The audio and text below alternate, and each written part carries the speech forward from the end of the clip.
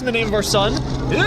It's a pretty bold claim to say YouTube has any animosity towards this game, but tell me fellas, does this game look familiar to you? What about this video? And this thumbnail? And what about this? If you've seen my videos before but answered no to any of those questions, there is a high probability that YouTube is deliberately sabotaging this game. Or you're a furry. See, I made a video about the first half of the creation of this game, which is called the Bauman box, and the moment I released it, YouTube sunk it to the bottom of the sexy pregnant AI cat video trench, never again to see the light of day. Who should be taking the blame here for what almost happened to this game is not really in question or something I'm looking to prove. Rather, I made this video to tell you that because of that video, this game was almost completely scrapped. I wasn't going to release this game, and you were never going to see it. Thankfully, despite still being my depression's wet little fish, I finished the game and released it to the public for free for anyone to play. In a fight against the powers that be, we are going to dissect this dead game and suck up the juicy lore that is pulsating through its thick veins. You wrote this. I did. Because I'm a freak. I'm a freak about the insane lore in this horror game. To be clear fellas, this is a part 2, and if you want to watch the part 1, there she blows. Regardless if you want to watch that cringe fest of a video or not, here's a quick recap. We are playing as a character who is mysteriously encased in a dark forest surrounded by unscalable concrete walls, forming what seems like a massive box around us. We explore the confined area searching for mushrooms, which glow and have dancing spirits leading towards them when we turn our flashlight off. We aren't alone in the forest, as there is a creature that is chasing after us for an unknown reason. A monster made of twisted roots that seems to be trying to impersonate a human. In the center of the forest, there's a creepy wooden statue with an unknown purpose. Also, there's a house in the forest with us, and inside it, there's a limbless dead body wrapped up in the bed, which has a face similar to the monster's face. Also in the house, there are weird drawings on the walls, empty pill bottles, suspicious goon or carpet stains, and your mama. I realize that I was the one that made this game, but I'm going to take you through it with the perspective of the player seeing it for the first time, along with any insider knowledge I have as its creator. Spoiler warning for my game, the Bauman box. If you want to go play it before watching this video, you can do so for free. Link is in the description. Now, we explore the box. When the player presses play from the menu, there is a cutscene that sets the expectations of the game. We're going to watch that cutscene now.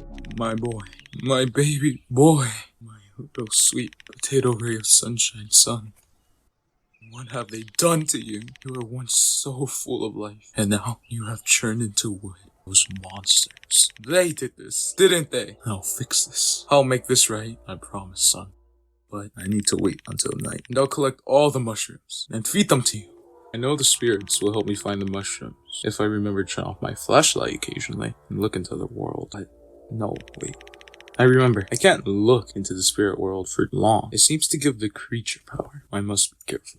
The creature. It's getting more violent. I should have time to look around here before it begins though, as long as I hold off picking any mushrooms at first. Then, as the cutscene ends, we're dumped in the center of the forest, this time in the darkness of night. Now's a good time to point out that I had all the characters in the game narrated by people from the community, and if you were interested in being part of future projects, you should join our Discord server. Now that we are in the actual game, our goal is to collect all the mushrooms as instructed in the intro so that we can revive our son, all without being caught by the monster. There are a couple locations in the game I didn't talk about in the first video. First, the shed. This humble little structure is found at the center of the map, right next to where the wooden statue is standing. When you enter the game, the shed is locked. The key to the shed is laying on the ground somewhere on the map, and it can be found if you look for a cluster of glowing lights floating around it. Now that we have the key, we can open the shed door, and inside you will find boxes, shelves with metallic cans on it, a table with an axe hanging above it, a sign above the axe, which I'll go over in a moment, and this jacked little guy, the first Easter egg in the game. There are 4 Easter eggs in this game, all of them referencing another project outside of this game. By the way, if you can tell me in the comments what this guy's name is or what game he comes from, I will personally give you a cookie.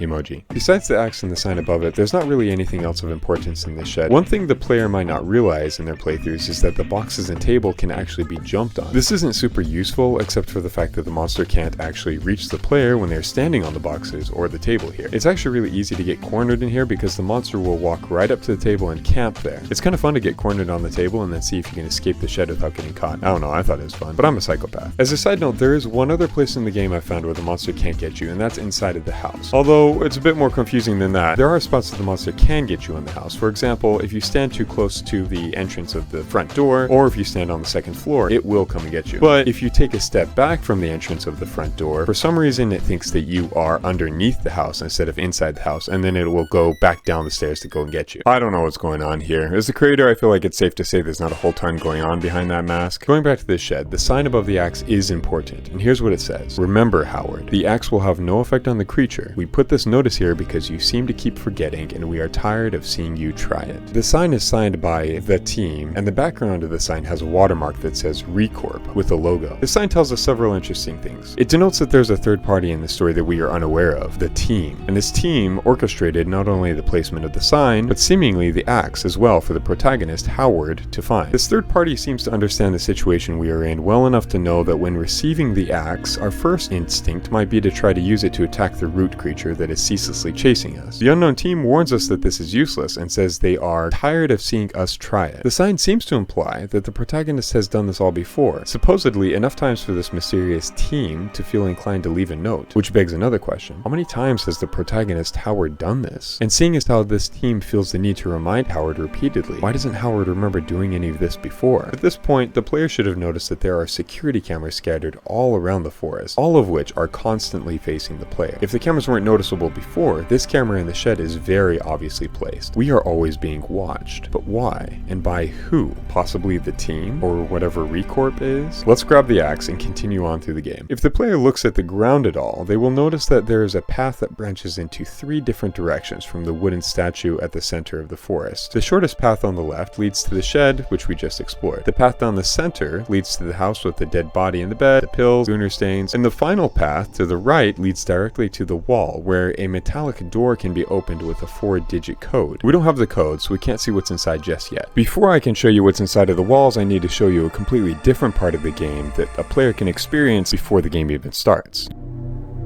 You can access the tutorial in the opening menu of the game, and when clicking on it, it drops the player into a completely new scenario. We are no longer in the dark forest. As you can see, we are still confined by windowless concrete walls, but this time, we seem to be inside of a building. Immediately in front of us is one of several grinning clowns, which looks like an inflated toy. It's obvious from the various drawings and pictures on the wall that we are in a space intended for children. The sounds of children laughing, playing, and screaming echo off the walls, but there are no children. We are alone here. We progress through the tutorial by reading and following the signs the clowns are holding. One of them tells us that if we turn off the lights, we can see things that were previously hidden. Then another 2 clowns say that if we eat a mushroom, we can make the chasing root creature disappear for a time. We are then prompted to try this out on the large clown behind us. When the player turns around, they see there is now a much larger clown that appeared behind us and is constantly facing our direction. I was originally planning to have the large clown slowly chase the player, but I was too lazy to incorporate this. The way I set this up was that I had the second sign monitor how long the player was looking at it for, and after a few seconds of continuous staring, it would trigger the large clown to teleport directly behind the player. The large clown was actually always in this scene, I just had it placed above the room out of sight until it teleports down. See, here it is. The player will naturally step around the clown and find on the other side of this corridor a mushroom, which if picked and then eaten, as the previous clowns instructed, will cause this large clown to disappear. In one of the rooms in the corner, there's a computer on the table walled off by a toy fence. We can easily jump over the fence to get to the computer, but when trying to access the computer, we are met with a screen which requires a password to proceed. Like the locked door in the forest, we don't have a password, so we can't do anything here. But you might have noticed, here in the background of the computer, we see the same logo and name we saw on the sign in the shed, Recorp. It would seem that whatever Recorp is, has a big connection to what is happening here in the Bauman box. The only other thing of interest in this tutorial area is a clown that is turned to face the corner. At first I had this clown holding a sign that contained 3 random numbers that had nothing to do with coordinates to anything.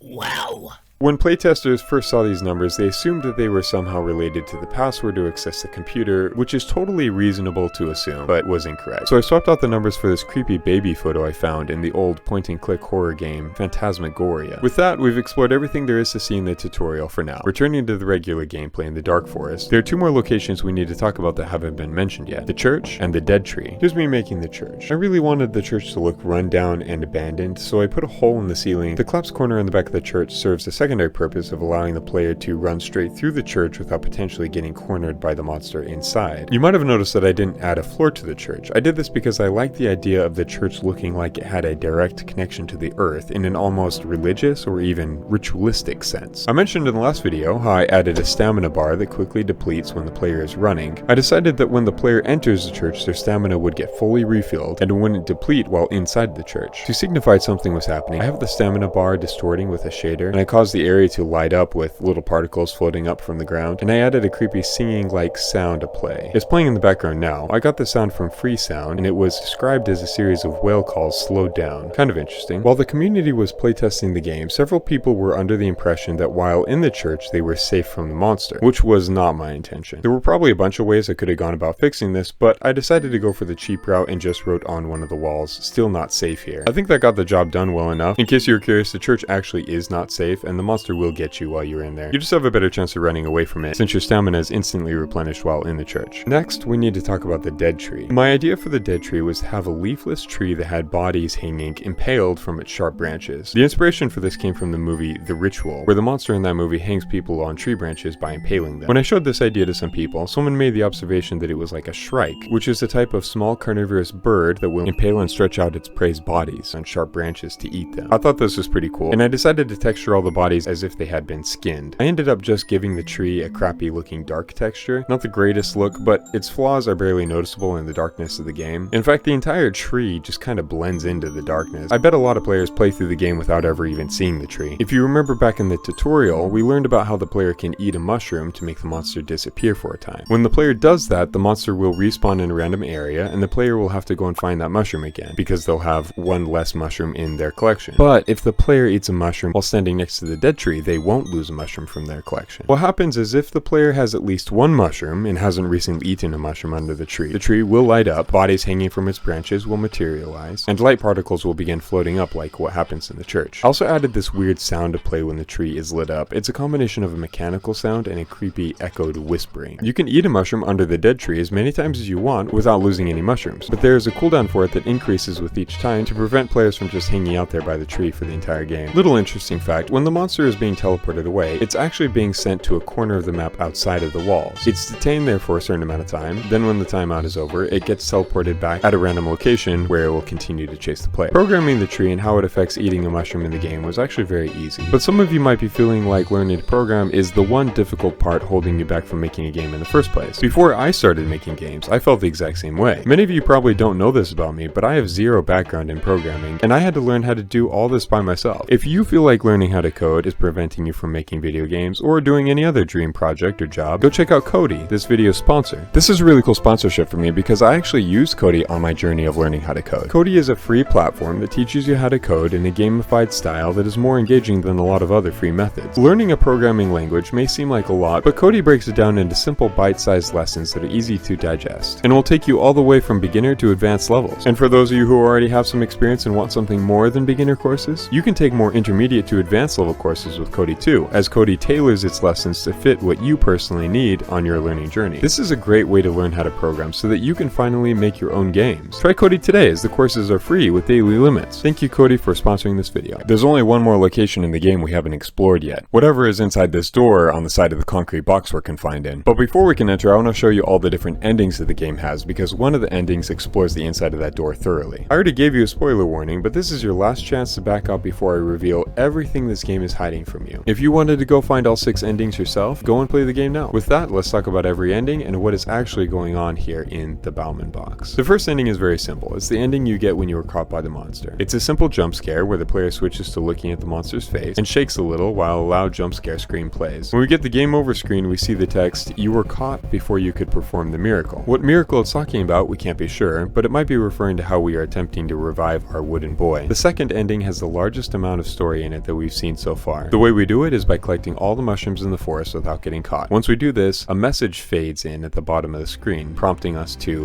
feed the boy. If we head back to the wooden statue at the center of the forest, the word feed now shows above the statue, and if we click on it, we feed the mushrooms to the statue and trigger the next cutscene. Father, you brought me back. I'm so happy. I know you were probably really excited to spend some time with me now that I'm okay again, but I would actually rather just go play some video games by myself now. Anyway, thanks again, Dad. I'll see you later. Wait, what? What am I doing here? I'm doing this wrong again. It's not my son. My son is gone. Damn it! What was I thinking? I've wasted so much time already. And the mushrooms, we'll have to wait for them to grow back now. I ruined it. I need to start again. And do it the right way this time. I'm sorry, son. I need to let you go. Yes, Linda, I know how it works. Howard, we are going to do that again. If you want to try it with less mushrooms, we can. Just let us know so we can start the accelerated growth process sooner than later. With this ending, we get the text, "You forgot how to perform the miracle." There's a lot to unpack from this cutscene. We see our son first, but obviously there is something wrong. We even see the boy switch back to the wooden statue for a split moment. I wanted the model of our son and just this whole scene to look off, to visually hint to the player that not everything was as it seemed. So I added a shader that made the area shimmer a bit, almost as if it was a sort of mirage. I guess it turned out alright. It's not super noticeable. Some of you might have noticed that there's something hiding in the shade of the trees in the background of the scene. What looks like some sort of stone slab. This is actually something you can find in the forest while walking around in the game. It's a tombstone with the name Mason Bauman engraved into it. I wonder if that has any significance. You can see if you pay attention that the wavy mirage effect continues on through the cutscene where we see the boy trip and fall to the ground. There's no real significance to him falling on the ground, by the way. I just thought it'd be funny. Then there's this scene with the limbless body on the ground surrounded by the group of wooden statues. I think this probably looks deeper than it really is. The multiple wooden statues turn to look at the limbless body is meant to represent that the player should not focus on the wooden statue in the forest, but instead on the limbless body in the house. Next, seeing the axe in the shed is the same way, showing the player that the axe has significance and it needs to be used. It also prompts us to pay attention to the drawings we can find, and examining them more closely reveals that the axe does indeed have a purpose. We are also made aware of a character speaking to us through the outdoor speakers we can find in the forest. We'll hear more from these voices later, but first let's find out what we can do with the axe. Unlocking the shed and grabbing the axe, we can see that if we get close to the wooden boy, we get a prompt above its head to chop. Something a lot of players probably will never find out is that you get the same prompt if you have the axe and you stand over the limbless body in the house. Clicking on the wooden boy or the limbless body while we have the axe will cut the statue in half or chop the body in half respectively, which is how we get our third ending.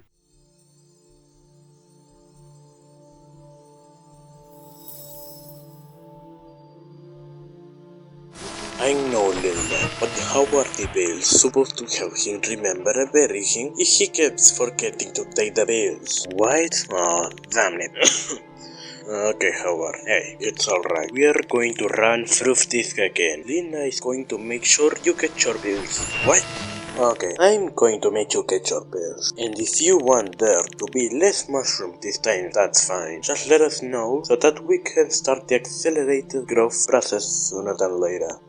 This was obviously still not the right thing to do, as this cutscene ends with the words, "You ended the miracle early." That was the third ending, and at this point you might have an idea of how to correctly perform the miracle, but the fourth ending is completely unrelated to collecting mushrooms or chopping bodies. As the player makes their way around the map looking for mushrooms and avoiding being caught, they might have noticed several white cards with a symbol on the top of the card and a number underneath the symbol. There are 4 of these little notes in the forest. One can be found behind the shed, one underneath the stairs to the house, one on the pole of the outdoor speaker, and lastly, one inside the church next to the entrance. The order in which the player discovers these notes is insignificant, because the order isn't based on their location or the number on the card, but instead on the symbol. Take another look at the large drawing that can be found inside the house. Using the order of the symbols found on the wall and the numbers on the cards, we can put together a 4-digit code, which is exactly what we needed in order to get into the mysterious metal door on the side of the wall. Before we try out the code, I wanted to quickly point out where I got these symbols from. The first one is a pagan symbol. It's 3 phases of the moon, representing 3 basic stages of life: youth, adulthood, and elder. This is usually described as the triple goddess, maiden, mother, and crone. The second symbol is a Chinese radical that represents wood, or a tree. The third is an alchemical symbol representing earth and blood. And the fourth symbol is the Ankh, an Egyptian symbol representing life. Let's try out the 4-digit code we got from the symbols on the door now. Punching in the code, we are greeted with a chime of success, and the door opens. When we walk into the image, the screen fades out, and we are teleported into the scene of the interior. The music has changed. We hear hum of the old fluorescent light bulbs above us. We find ourselves inside of a concrete corridor. The only way to go is through here and up the stairs, but once we reach the top we are greeted with a room full of equipment. One of the monitors seems to be looking out at the shed from the outside, and another one has a view from inside the shed. You might have already realized we were getting the view from a couple of the cameras in the game. Or maybe not. I only just realized while writing the script that the screenshots I took of the camera view looking at the shed and inside the shed are showing a daylit version. Obviously it's not daytime out there. Although it would have been too dark to get get actual in-game footage of the scenes. I probably could have made the view look like it was capturing a night vision image by adding some kind of green night vision effect. Missed potential. Which just so happened to be the exact 2 words my parents used to describe me.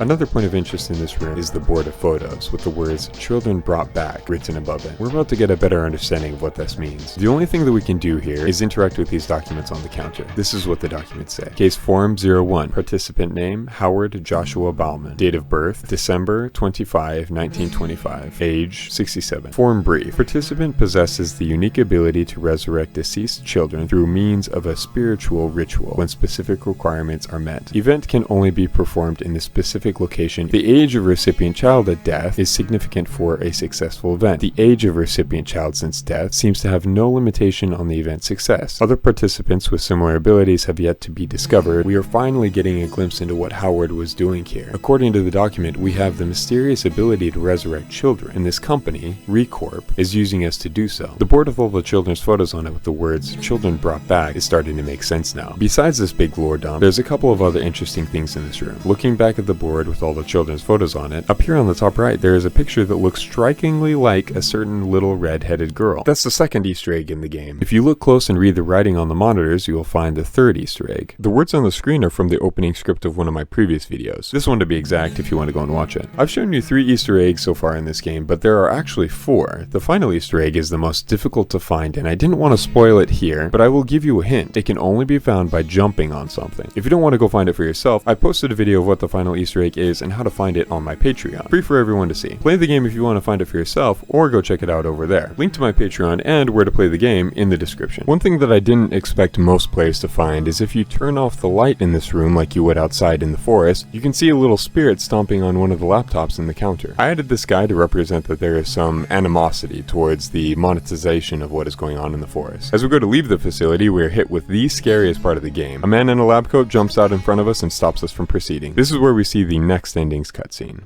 Howard, what are you doing up here? You're supposed to be performing the ritual. Oh no, did you forget to take your medications again? Damn it, Howard. The pills are to help you remember.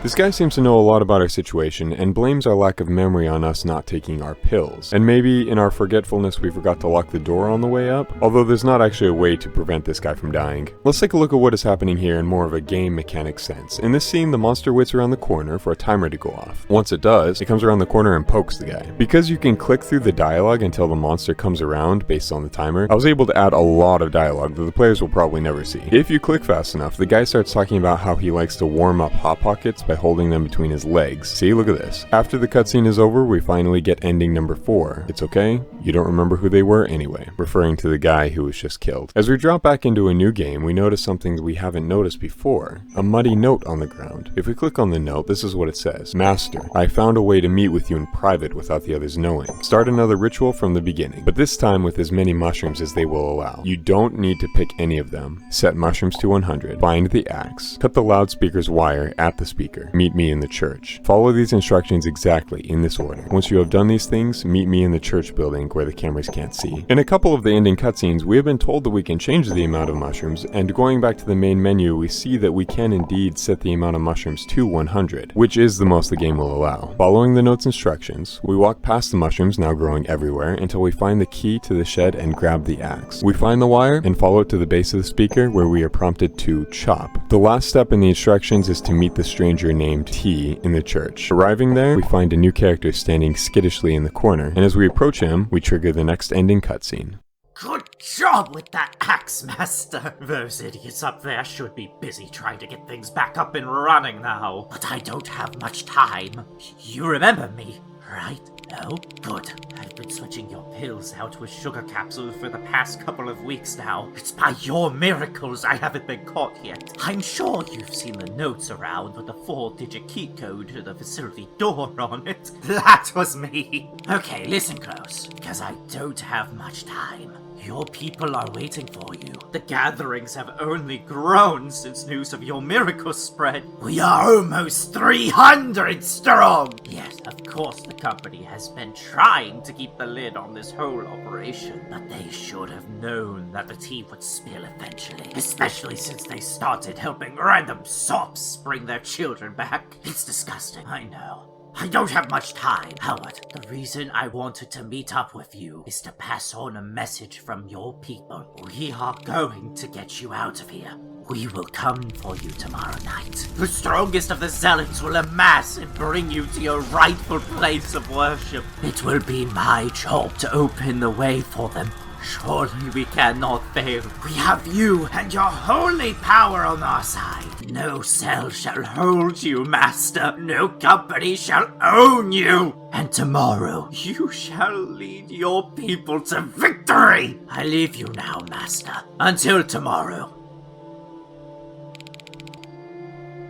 Now we know who set up the cards with the code to the door, and the reason why we can't remember anything, as this sketchy scientist, T, has been tampering with our medications. He also informed us of the rescue attempt that will be made the next night by a cult that worships us as a type of god. The ending text this time says, bringing life is bringing death. I was just trying to be poetic with that one. Let's look at what we've established so far. We are in this forest area resurrecting children for some sort of organization or company, Recorp, and this organization has been monitoring our every move. While we have been here, there has been a formation of a cult that is preparing to break us out of our confinement, seemingly ready to utilize force and violence to set us free. We've gotten 5 of the 6 endings, and so far we haven't been able to do things the way they were intended, but some of you might already have an idea of what we need to do, especially after taking another look at these drawings. As you can see, and might already have deduced, this first drawing represents the wrapped up body in the bed. It looks like it is eating the mushrooms, which is something we haven't tried doing yet. The next drawing is of a person holding an axe, and the third depicts the body with darkened eyes cut in half with a tree behind it. We already know that we can use the axe to chop up the wooden statue. Let's try collecting the mushrooms and feeding it to the dead body first this time. As we get closer and closer to collecting all the mushrooms in the forest, the root monster becomes more and more aggressive, lumbering faster towards us and even teleporting directly in front of us in an attempt to stop us. As we finally grab the last mushroom, we are directed once again to feed the boy, but this time we know what it means. We rush to the house, climb up the stairs, and as we stand over the limbless body in the bed, the body's mouth opens and we are prompted to feed. Now that the body is fed, we get a new prompt: chop the effigy. We should know exactly what to do now. As we leave the house and follow the path back to the wooden statue, we see the monster again, but this time, it's not lumbering like it was before. This time, it's crawling.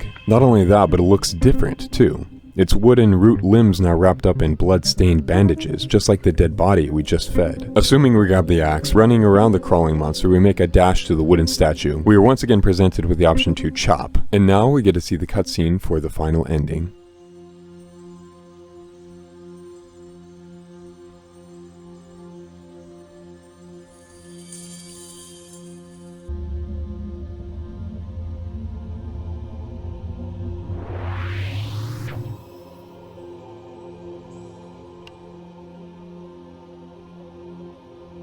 Where am I? What happened to me? Hello Jamie, my name is Linda and this is Jeff. We are both doctors and we have been taking care of you. Something very bad happened and you were very badly hurt. But everything is okay now and you're safe. Young lady, you just went through a rare experience that most people only dream of. But what happened? Why am I wrapped up like this? Where's my mom? And my dad? I feel like I haven't seen them in such a long time. Why aren't they here?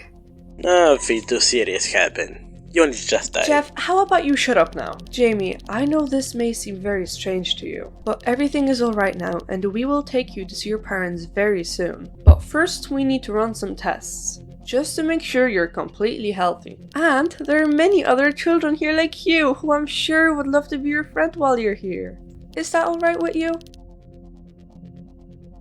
Yes, that's okay.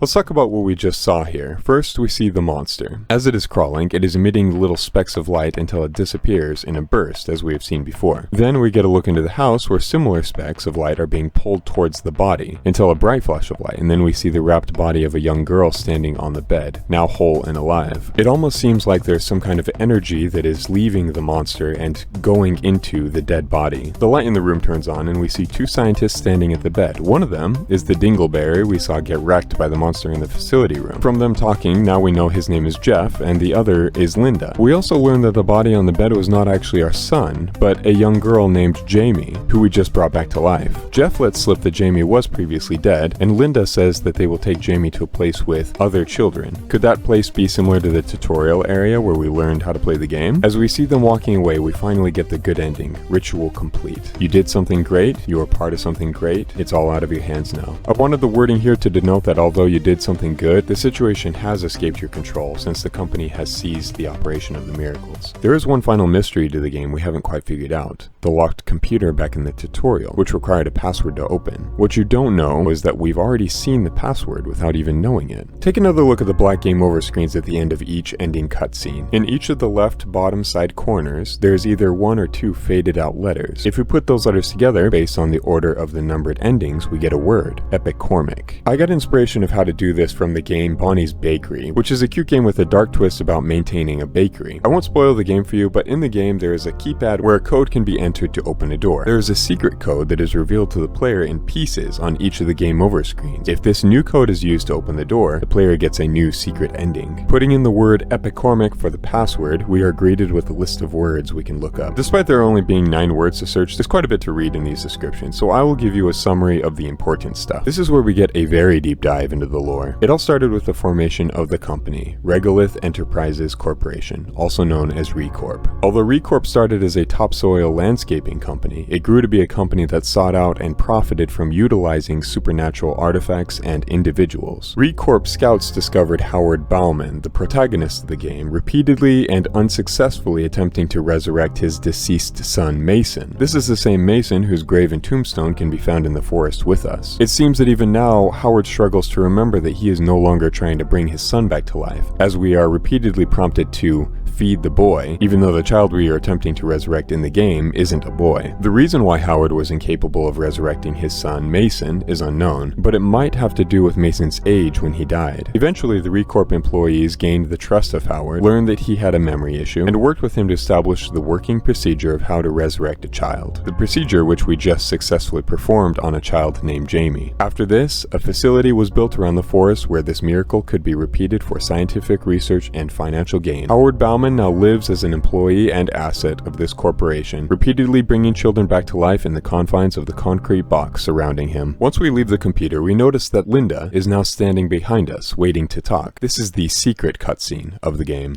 Hello, Howard. It's been a while since we last spoke.